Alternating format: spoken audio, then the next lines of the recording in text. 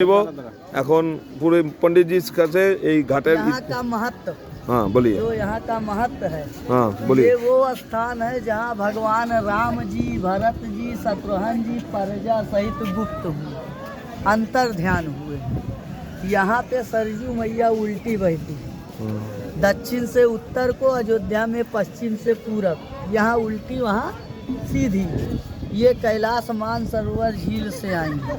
यही नेपाल, बिहार, पटना, गोरखपुर, गोंडा, बहराइच के रास्ते जाके गंगा जी में मिल जाती हैं। जैसे मनुष्य के कई नाम होते हैं, वैसे इनका भी 3 नाम है। सरजू मैया, घाघरा मैया, नेत्रजा मैया, जो भगवान विष्णु जी के नेत्र से निकली है। ये भगवान के ज़माने में पहले गौ घाट था। वो तो भगवान जब यहाँ गुप्त हुए तब इसका नाम पड़ा है गुप्त हरि घाट। कैसे हुए कहे हैं, सबसे पहले माता सीता जी गई। ये लखनऊ कानपुर के रास्ते में पड़ता है भिटूर गांव। मैं गया था भिटूर, वाल्मीकि आश्रम। हाँ, धरती मैया पड़ती है, हाँ। सीता मैया उन्हीं की गोद में समा जाती है। हाँ। नंबर 2 पे लक्ष्मण जी, जो राम पैड़ी के बगल बना हुआ है जहाँ आरती होती है। राम पैड़ी के बगल लक्ष्मण किला घाट, लक्ष्मण जी वहाँ गए। यहाँ 3 भाई, राम, भरत, शत्रुघ्न प्रजा सहित। कैसे भगवान अयोध्या से पैदल चल के आए हैं, आए स्नान किए।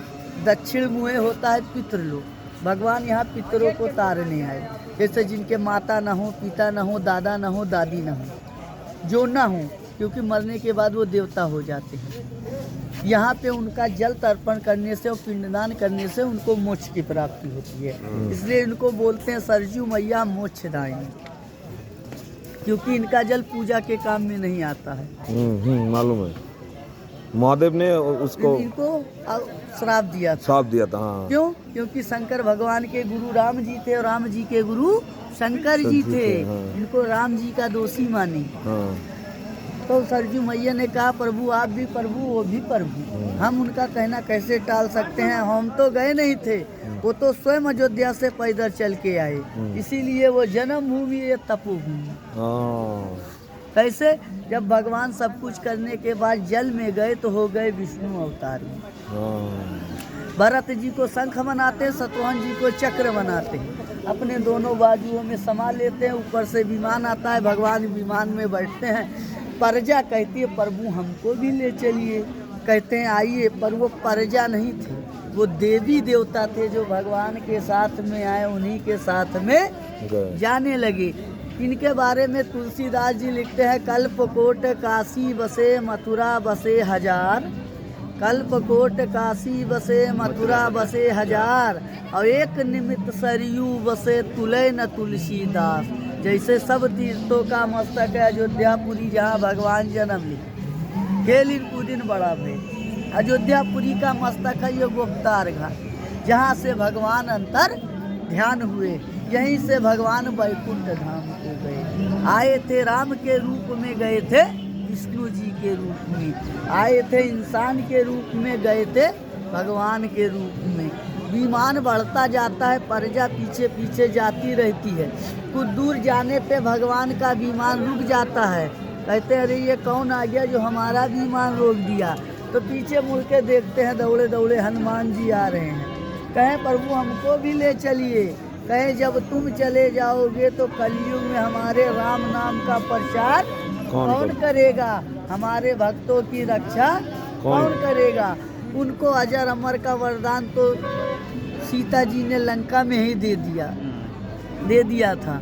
तो उनको अयोध्या का राजा घोषित कर देते हैं, जो इस समय आज हनुमानगढ़ी के नाम से प्रसिद्ध है। हनुमान जी कहते हैं पवन तनय संकट हरन मंगल मूर्ति रूप, और राम लखन सीता सहित हृदय बसे स्वरूप। जैसे वो हनुमानगढ़ी वैसे गुप्तारगढ़ी। अयोध्या में पाप का नाश होता है, यहाँ पितरों को मोक्ष की प्राप्ति होती है।